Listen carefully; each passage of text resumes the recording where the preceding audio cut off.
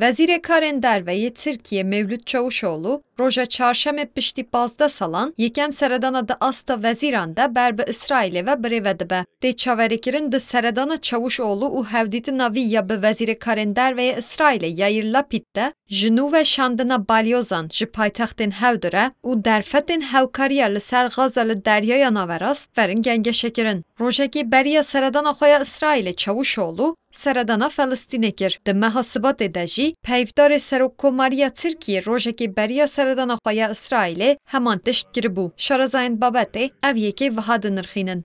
İbrahim anlaşmaları ile birlikte Türkiye'nin Orta Doğu... Piştî peymanên İbrahim di siyaseta rojhilata navîniya Tirkiyeyê de guhernekî mezin çêbû.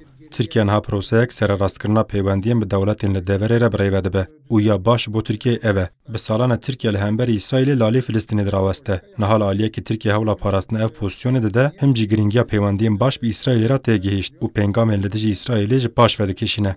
Li aliyê din beşek ji şarazayan jî egera hewkariya diqa da Deryaya Naverast de wiha dinirxînin. Türkiye'nin İsrail ziyareti bütün bu ortamda yapılıyor. Seredana İsraîlê di demeke tewlîhev de birêve diçin. Guherinên girîng niha di pergala navdewletî de rû didin. Erê, kêşeyeke Ewropayî enerjî heye ji lûma hevkariya Tirkiye û İsraîlê girîng e.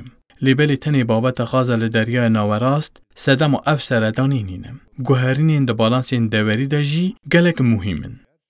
Ji sala 2009 pêve peywendiyên dîplomatîk yên Tirkiye û İsraîlê ber bi xirabûnê ve çûbûn. Di xirabûna peywendiyên du alî de bûyera Davosê, keştiya bi navê Mavî Marmara û proseya Bihara Ereb rolên sereke lîst dibûn. Tirkiye di sala 2020 de asaybûna dewletên Kendavê bi İsraîlê re veke xiyanet li hemberî doza Felistînê bi nav kiribû.